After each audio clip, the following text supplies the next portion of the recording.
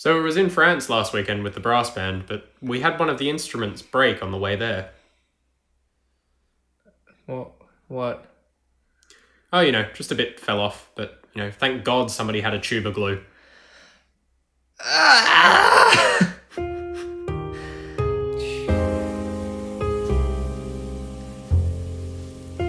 Hello and welcome to episode 24 of the Pomcast. I'm back. 24? Yeah. Is it? Yeah, I know. It's my age. We're up to my age in Pomcast. Oh no. 24 weeks you've been wasting your time listening to us talk about shit. My name's Jared. And I'm David. And last week you had story time with David. His own wonderful. Story. It was absolutely... I have no idea. It was the most professional audiobook recording I've ever listened to. How many audiobook recordings have you listened to? It's somewhere between 0.1 and 614. Not really sure where. I'm going to go with about 3. Oh, okay. Yeah. Yeah, that first bit was a joke. Who drinks midway through just leaves it in the recording? Come on, David. You got to pick up that professionalism. I mean, I could have just cut it out. Yeah. Editing. I mean, I added music. You didn't even... Yeah, I know. But I thought it was nice to just break it up. Bring weird... it back to reality. No. You're like getting real into it and then it's like, yeah, I'm just going to take a drink now. It's like, oh, God, why are you doing that? Oh, yeah, it's just an actual person. It's not about the story. It's about my delivery. Yeah, which was rubbish. If you wanted to read it, well, too bad. Well, firstly, as somebody who's... I'm quite parched from all this chat. For those who'd like me to hit David for them whilst we're in another country, please just let me know and I will quite happily do it. Look, I as somebody who's studied English and studied many different novels and reads for my own enjoyment, I quite liked the story. I'm curious to see where it ends up and how those two settings actually meet together. I'm not exactly sure. Who knows? Well, we will soon. But no, I quite enjoyed it. It was good. There is a couple of bits that were... Okay, leave your full review till after. Okay, all right. Well, yeah. All right, that's fine. I'll have your critical analysis later on. Yes. Served with a big glass of resentment. Is that heated? Like, I can put it in the microwave for you if you want. Not really sure how I'd prefer like the temperature if it's come out of like a dishwasher but been left there for about 1 or 2 minutes, like that kind of temperature of the glass. Just the glass, but the liquid. The liquid needs to be cold, but I want the glass to be like warm to the touch. When I first drink it, then it can like cool down over time. It's yeah. You have a strange way of drinking. That's what I do every time I get a drink. I have to get a freshly dishwashed glass. How have you been? Fill it with cold water. Is that why you've been drinking out of the bottle? Is it like because we don't have a dishwasher in this house? I have an aversion to glasses that haven't freshly come out of a dishwasher. Oh shit! Yeah, it's been awkward for you then, hasn't it? Yeah. So I'm curious. Would you like to read the rest of your story now? Would I? Because I'd love to leave myself enough time to be critical. Would I? Oh, that's going to take a long time because there's so much shit in here. I don't know. This will probably take maybe 10 minutes. Now, let me slip into my narration persona once again. Part 4. Right, can you try and take this a little bit seriously? Oh, no, you're here. It was nice and calm last week. I was like, okay, this is... I'll be quiet. I just want you to... Secretly still there. Not even What do you mean? What do you mean secretly? I'm a foot taller than you.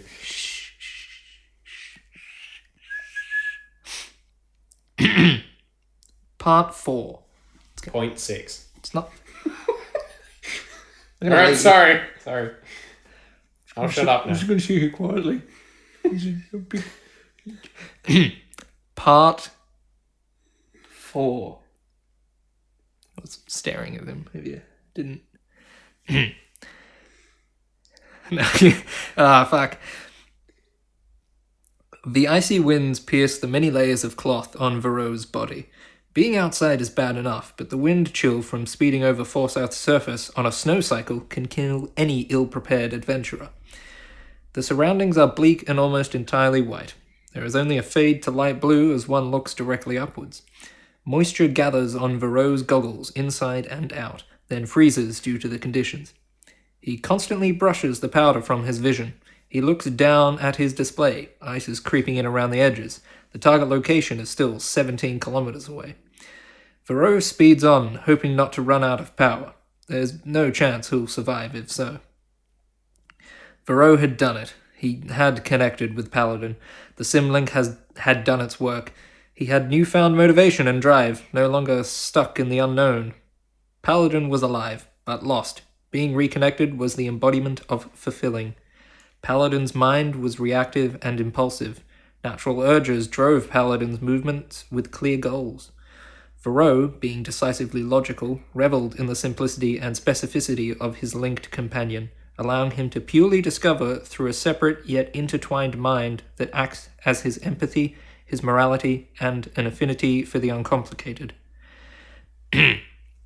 Paladin was graced with the experience of heightened intelligence and deep cognizance. The mind was open to the vast and complex network of emotional aptitude, something a lot of people take for granted, yet do not understand and do not control. Paladin was Varro's experiment, but that has transcended to a unique relationship and confounding cerebral link, a symbiotic link, a Simlink. Varro is now closing in on the projected impact zone. The snowstorm lessens and vision becomes a viable option. Who? Mutters Varro under his breath, confused. He is just able to see the outline of a few trucks and a snow cycle. It's very unlikely to bump into someone out here, unless they have a reason. Varro curses to himself. He knows exactly who is waiting for him. He slows his snow cycle and cautiously makes his way towards the group of vehicles. Now able to see around a truck, Varro spots what impacted the surface, sitting atop a mound of snow. A perfect entry and landing. Paladin, with Varro's aid, had done very well to precisely rotate the spaceship before launching the nanotube shell. The alignment was paramount to the success of attempting a slingshot around Fen, using its gravitational pull, but maintaining enough velocity to then escape it and target Forsyth. It would not have been a comfortable voyage for the Lizard. Varro had disconnected the Simlink post-launch as to not share the experience, and so he could focus on the recovery mission, which was a success up to this point. "So good of you to show up," says a bombastic voice standing around the vessel as Varro dismounts on approach. Out of the way. He had hoped Len wouldn't notice something so small entering the atmosphere. "I don't have the coinage, Len," shouts Varro. As he progresses forward, the surrounding trucks break the wind, sending it whirling overhead. "Oh, come on, Roman. We're your employees," Len says divisively. "How are we supposed to guarantee your security without a bit of dosh?" "My security isn't of concern at the moment. I have nothing to give you," responds Varro. "Now, may I have what I came for?" "Why, what's that?" Len picks up the nanotube shell. "Please don't." Len gives a look to one of the others, who goes and retrieves a device to open it. The device does its duty, and Len twists the fallen vessel. Varro was no longer connected with Paladin, so he can't tell what might happen. Len throws the top to the ground and looks with confusion into the open shell. "Why is there a recently deceased lizard in here?" says Len. Varro feels a sudden shock from Len's announcement. His heart rate instantly jumps.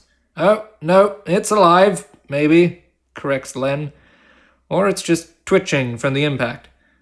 "That lizard means the world to me," Varro says, with a stern demeanor, invoking compassion. Len pauses before talking, visibly thinking carefully about how to proceed. "I'll give you your lizard," Len says, finally. His tone shifts to be more serious. "I don't have any use for it. Plus, you'd never pay me if I did anything but."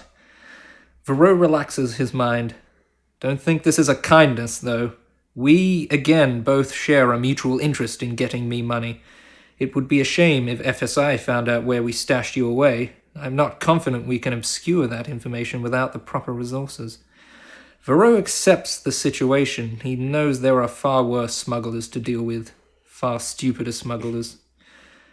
I know that you understand, Len throws the shell to Varro with disregard. It's just business. Varro stands there holding Paladin in the shell, still silent. Len and the others gather themselves into the collective vehicles. The engines roar as they speed off, back into the white haze. The snowstorm revisits without the shielding from the trucks. Varro stands in the cold, processing things for a while, then shelters the weak but very much alive Paladin in his wraps, returns to his snow cycle, and starts speeding back to safety. The end. Yeah, it wasn't like a massively long end chapter. No. I can certainly see some inspirations from different things. Bodega. Yeah, that, mainly. Just had to put that last pen in. Yeah. There was... Instead of a last gun. The things that sort of... There was some... Like, overall I enjoyed it, and I liked how it flowed. But there were some glaringly obvious issues with introductions of things and, like... I can't remember the character. I only listened to it today. The female character with the robotic legs. Yep. Her introduction was rather clunky. Like there's things that sort of broke the flow of it a little bit. But other than that, like it's quite cool. Just taking different words and screwing them around a bit. Isn't that writing? It is writing. Ow. And a couple of language errors that I noted and sort of thought, but that's what we all do. I've done that in writing before. But then again, I'm not quite at the stage where I'm bold enough to read it out and put it on the internet for people to read. Oh. I keep it for myself in that very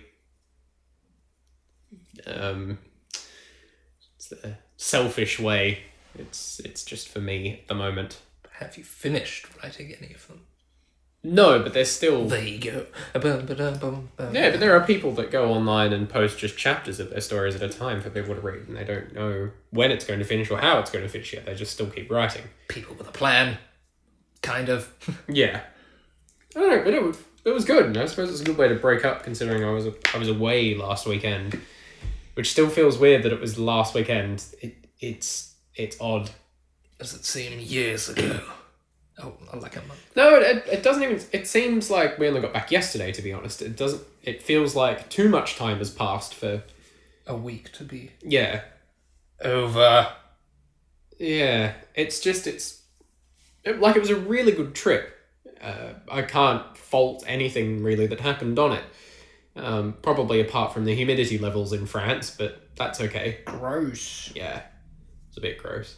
But for those, to sort of outline, I had sort of been hinting the fact that I was going away for a weekend and that David would be alone doing this recording. Luckily, I didn't just sit there for half an hour silent. But if I did, I would have been... I'm an artist. No. Don't insult the people as well. Yeah. So I went with Formby Band, my brass band here in Liverpool, to the Lior. I think it's Lior. I can't pronounce it. French word. It's a valley in the middle of France, about 2 hours south of Paris, where we stayed in a village known as Charlie, which is about a 20-minute drive from Bourges, which is the city nearby. We played and stayed at a Chateau Charlie, which a composer owns. His name is Phil Lawrence. And our musical director is friends with him. So the band went across, stayed in the chateau, and played at an annual event which Charlie hold, which is a classic car rally and concourse event. So we played at that sporadically. We throughout the 2 days, the Saturday and Sunday that the cars were at the property, and on Friday night we performed in the local church, which was a building that was created in the 12th and 13th century. Quite an interesting venue to play in. It was a little bit damp, but very, very cold. It was a nice reprieve walking into there from the 34-ish degree heat. and 50% humidity outside with no breeze. Gotta get in that dank old church. Yeah. So no, it was a really good weekend. We played a lot. We went on an exciting adventure to Auberge, sort of saw some of the sights. We spent a lot of time in the pool, drank quite a lot. You have no idea how much the British can consume alcohol-wise. That is until you are with a brass band, and Jesus Christ, can those people drink. But that's okay. Nobody died. Well, that's good, Yeah. I guess. Yeah, no, it was fine. It was good. I didn't get a huge amount of sleep, but that's okay. Being interrupted at 4 a.m. in the morning with people going, "Have you seen Neil?" Why would I have seen Neil? I've been in bed for the last 3 hours. Turns out Neil was in the other field. Asleep. He was very drunk. Don't. If you have the opportunity, don't spend the night in a field. No. Don't do it. It won't be worth your while.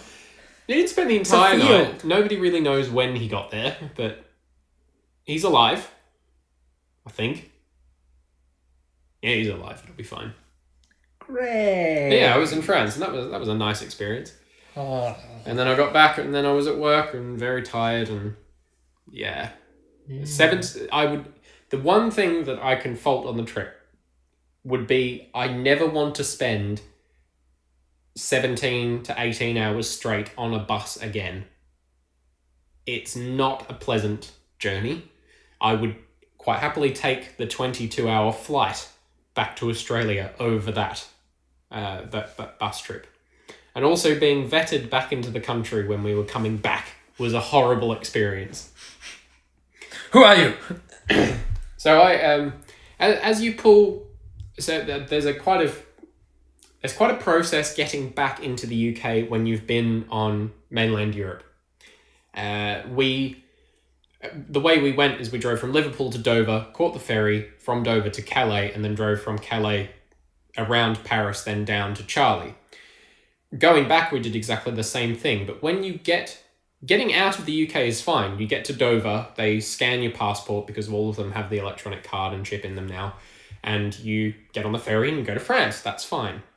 Being an Australian citizen, I'm allowed to move freely around Europe because we are part of Shenzhen, so I don't have to have a visa. I'm just allowed to travel. I can't take public funds or work, but I can still see everything as a tourist without a visa, which is perfectly fine. Yay. Getting back into the UK was not that easy. Wasn't it? No. What happened was the coach pulled up at Dover port. Not Dover, at the port of Calais. We disembarked and we had to go through French customs. Now, all that was for the British, the British members of the band was they just showed their passport and they were allowed through because they were going back home. Not a problem. I was stopped and they looked at my photo and all they did was stamp it to say that I was leaving France. Not a problem. You then have to get out of the French processing part and then you go into the next building, which is the British one. We have to wait in line and all the Brits have to go up. They have to have their passport scanned and they are then asked where they've been and everything like that. And they go through. I go up. Despite having a visa to live in the country and to work in the UK, I not only have to present my passport plus my visa, I also have to present a landing card and then be questioned. A landing card? Do you remember that little slip that we had to fill in when we landed at Heathrow? Not really. Well, you put your name on it, your contact address and things like that, how long you're staying in the country for, blah, blah, blah. And you hand that over to Border Force when you get in. I had to do one of those getting back into the UK from being in France. Funny. The guy questioned why I was in a brass band, being an Australian. He then almost forgot to stamp my passport and then questioned why I'd put down a different time for staying in the country to what is left on my visa. It was a really strange experience because I was the last one to go through customs with the band because I almost forgot to fill in the landing card. And then I was questioned for about 5 minutes as to why I was going back into the country that I was living in.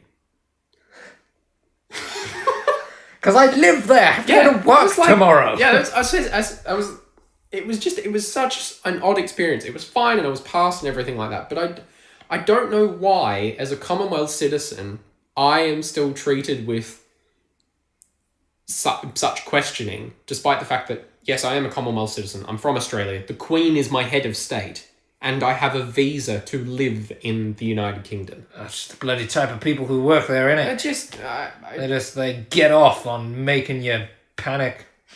I wasn't panicked. I was just annoyed. Walked through disgruntled, and then I got stuck behind a very, very slow Sri Lankan couple walking through the corridor. It was like, please move a little bit quicker. Please, please, please, please. And they were just talking about pork pies and how they missed them. And I'm just like, oh, just move. Like, come on. It was a bit of a nightmare getting back into the UK. And then we didn't get back to Liverpool until 2 a.m. And I had to work at 9 a.m. So that was fun. I was a little bit dead on Tuesday, but that's okay. I'm alive now. Sort of. Got better. Got better. So yeah. Rant done. So, how was your week, David? Yeah, it was good. What have I been doing? 3D modeling. A bit. I've been doing a bit of 3D modeling. Learning. It might be wise to take your hand away from your mouth as you're talking. No, I need to cover my face.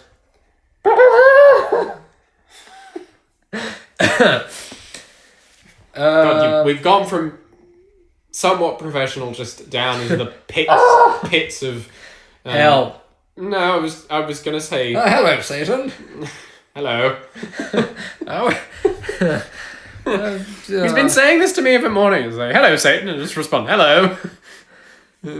First day was a little bit confusing, but it's just become a thing. It's almost like you're Satan. Yeah, or Matt Berry. Yeah. Who is also Satan. Yes. It's everyone Satan. Yeah. You usually say... No. Yeah, okay. Yeah, we won't do the thing then. Great. We won't do whatever it is you wanted me to do. The toast thing. The Toast of London thing. Yes. Stephen Toast.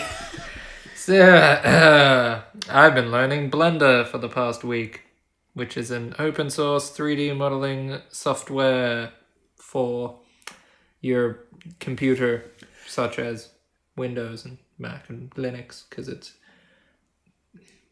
doesn't discriminate. Cool, because when you first said that, I was a little bit confused and thought we had a new appliance in the kitchen, but that's apparently not correct. No, it doesn't mash food or mix liquids. But it's creating an atmosphere. No, I did that in Unreal Engine 4, which is a game engine. Even though Blender does actually have it has a bit of a game engine in it, but they haven't. It's not like fully integrated. I think they're making it better in the next version or something. I don't know. David, they're also adding this really cool 2D animation section, which will be great. So you can just like draw and then mix it with 3D as well. So you can make a really high detailed photorealistic 3D scene, and then just put some little pencil drawings just running around in it and look really cool. Cool. I have no idea how any of that works. I'm sure it's incredibly entertaining.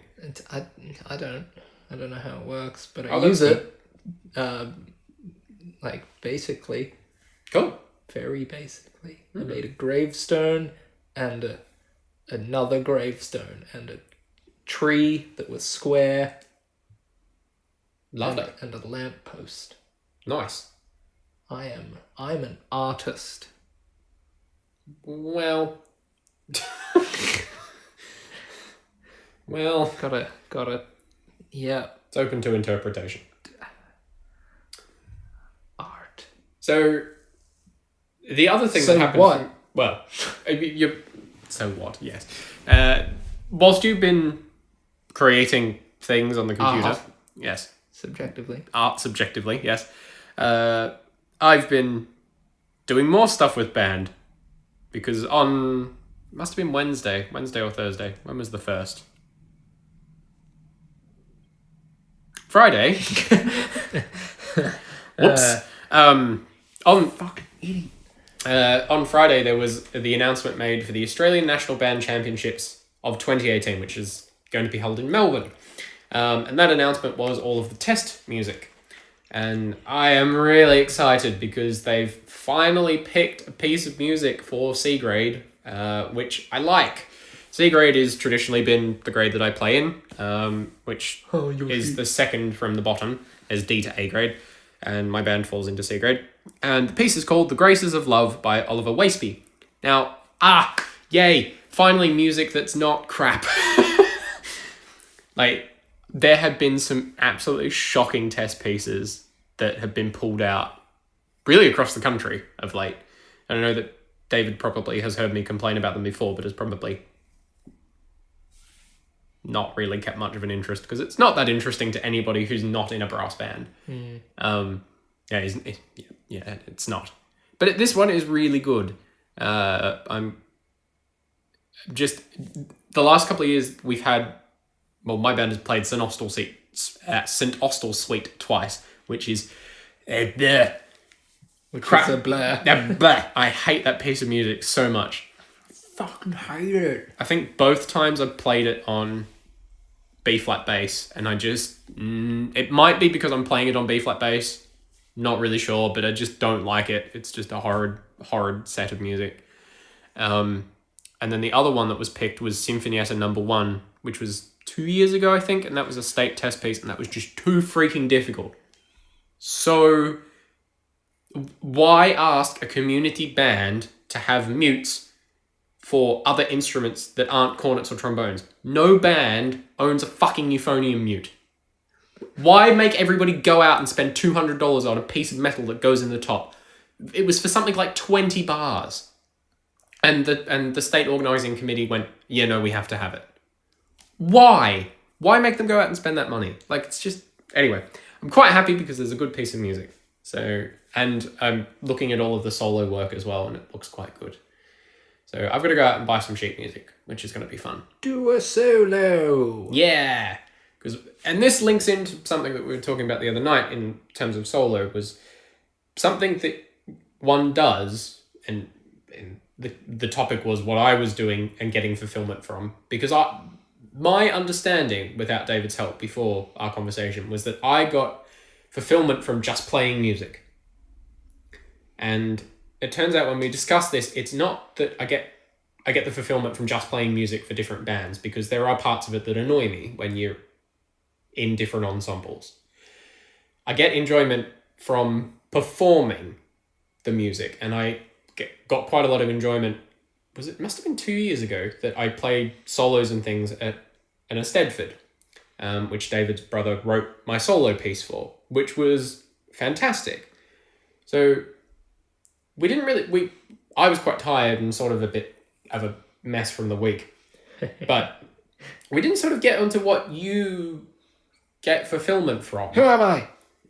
Literally everything. I am such a fulfilled person, you have no idea. Oh, okay. I didn't quite realize that. Is that why we didn't touch on your fulfillment levels? My fulfillment levels? Yeah. What do I get fulfilled? Yeah, what do you get fulfilled about? I just make shit that I like. So that's it for me. So that spans over a wide, well, a variety of mediums. Music, art, subjectively. Yeah. Art's a big subject. Yes. No, so I like drawing, and well, I like 3D stuff, but it's just just difficult. hard. Yes. So it takes a lot of time, and my experiences. I did a lot of 3D in high school, using some different programs, but like the computer I had wasn't very powerful, and the software I had wasn't very stable. So I remember I made a whole animation rigging setup for this character, and then I added hair to it. Well, no, just some physics to like floppy bits of hair Yeah. moved, and then like the entire thing corrupted, and I couldn't open the file. And I was like, "Fuck this shit," Yeah. and I just gave up. It was like weeks Yes. of hours a day doing this, and then the file corrupts. I'm like, "Fuck that." Yeah. Didn't understand version control then, so I couldn't back it up. Fuck. Yeah, so you obviously get... It's obviously a little bit more... It's easier for you to ascertain where you get fulfillment from, because... Yeah, like purely of my own, desire. And Yeah. there's no one else is involved I was about to say that was... in this. It's just me, and I do all the thing. Yeah. See, this is... And I think this is where you and I differed on that argument, and which you rightly brought up, which I hadn't thought about, which is the things that I do which are music and politics, when I was more involved in that. They are very much a group thing. They are not an activity for the singular. Solo. Yes. And this is where you rightly pointed out that, gaining fulfillment can sometimes just be something you have to do by yourself, which is why I'm very keen to now perform more by myself at solos. Solo that shit up. Yeah. Whereas a band is still one of the most fantastic things I've ever been involved in. No, you should quit it and just do solos. No. But it does make me frustrated sometimes. I think many people will have seen me stressed from either sorting music or trying to fit in time for this, that, and everything else. But, that's just what happens. And as I was saying to somebody the other day, regardless of where I am in the world, I still seem to be busy, and music is a big part of why I'm busy. I just need to learn to say no sometimes, but that's okay. I'll learn that at another point in my life. Yeah. I mean, and the good thing is, once you start saying no, people stop asking. Hopefully. That's the hope, and then nobody talks to you ever. Well, it's not that I don't... You can just fall apart as a person, and, you'll just be decimated from society. Great. And that's the goal, and then you've won. I'm not really quite after that, to be honest. I don't want to say no to limit my future opportunities. I want to say no for the benefit of my health and my energy levels, rather than saying no because I don't want to be involved in anything ever again. Stay away from me. Don't talk to me. I don't like you. Yeah, there's quite a big difference between what you're wanting to achieve and what I'm wanting to achieve. But that's okay. For next week, I'm going to put this on here now. What? Have you heard of a podcast called Hello Internet? No. No. Okay. Haven't.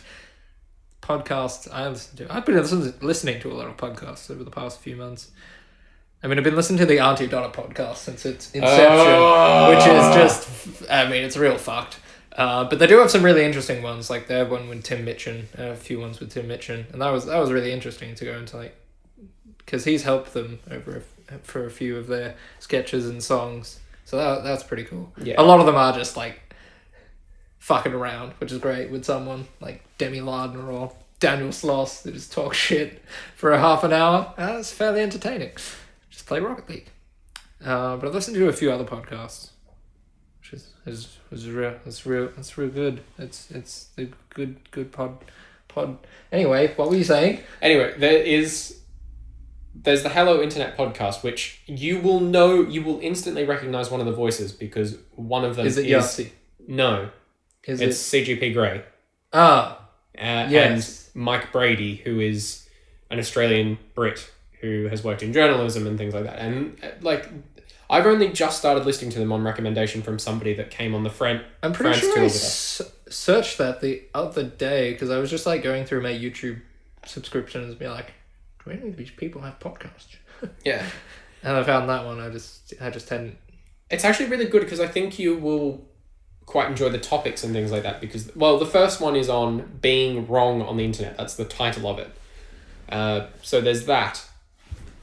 And then they talk about copyright, and then the 4 light bulbs, which is something about balancing life, which was quite interesting to listen to. So I wouldn't mind having a discussion about that. So next week. Yeah. I'll yeah, have a listen to those. And if you are interested in any other podcasts, they also do one that's called Cortex.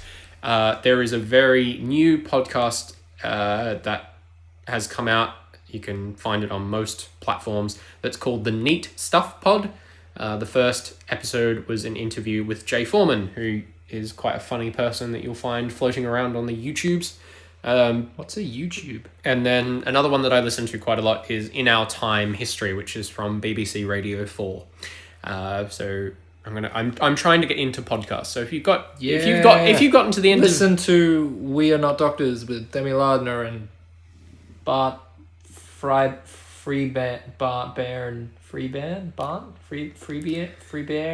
And David is struggling to pronounce the name of this person. It's about mental health, and like some people send them emails and then they talk about their problems. And then there's just a lot of funny, ridiculous shit and Demi making very, very strange noises. And she does that. It's real good. If you've got any recommendations for us, if you've gotten to this point of the podcast and you think, we'd like to recommend some podcasts, just leave it in a comment on Facebook or something. Don't tell anyone. No, well, go on. Keep it to yourself. We made a Facebook page for a reason. Please interact with it. Share it with your friends. I like to feel validated. That's very good. So we'll leave it there. Oh. Yeah. So we're gonna say good. Like the microphone and just leave it recording forever? No. This podcast is never coming out. It's gonna be there. It better. What am I paying you for? I don't know. Listen to the Friendly Geordies podcast. I'm not sure how my brain would cope with that. Yeah, it's real. I'm running on a lot of not a lot of sleep, so it's very full on. Yep. Anyway, see you next week. Bye. Bye. When's the new Triforce coming out? Never. How long's it been? Last one was. That was at the 2038. Yeah. That was actually too long ago. Yeah. Can you not? Yeah. I gotta stop.